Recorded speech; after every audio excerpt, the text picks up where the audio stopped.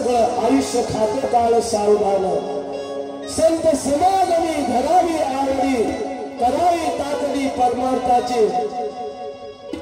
तुका म्हणे ये लोकेच्या व्यवहारे नका डोळे धुरे भरून राहू डोळ्यामध्ये धूर भरून नका राहू उठा जागे व्हा स्मरण करा पंढरीनाथा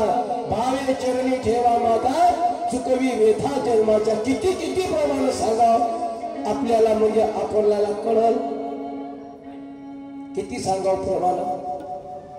अगणित प्रमाण आहेत संतांचे मग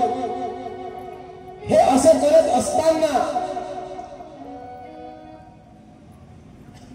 आपण जर वाम मार्गाने जर गेला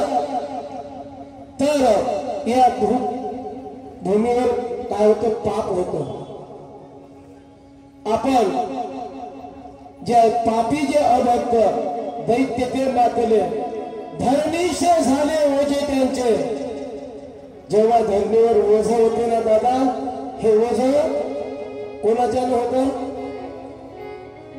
तुमच्या आमच्या सारखे जे पापी आहेत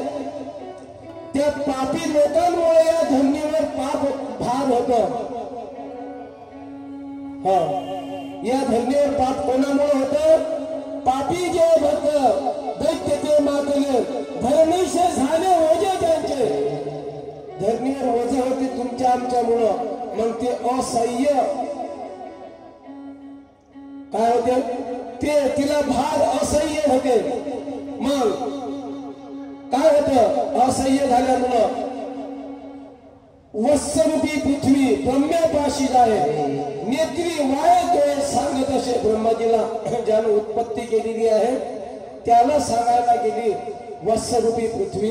आणि सांगत आहे नेत्री वाय तो सांगत असे नेत्रामधून तिच्या अश्रूच्या धारा आहेत दादा आणि ती सांगत आहे का पापी जे अभक्त दैत्य ते मातले धरणीशे झाले ओझे त्यांचे नाही का माझ्यावर एवढं ओझ झालं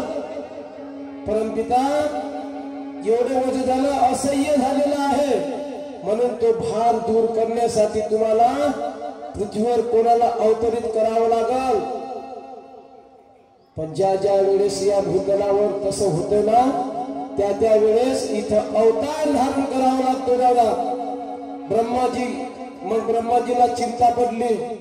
मग ब्रह्माजी गेले कोणाकडे भगवान विष्णूजीकडे कारण पालन पोषण करणं कोणाकडे आहे विष्णूजीकडे आहे पालन पोषण करणं हे विष्णूजीचं कार्य आहे जन्माला घालणं हे ब्रह्माजीचं कार्य आहे अस्त्र शेवट करणं कोणाचं आहे शेवट करणं हा शिवजीचं कार्य आहे तिघांकडे 3 गुण आहेत रज तम सत्व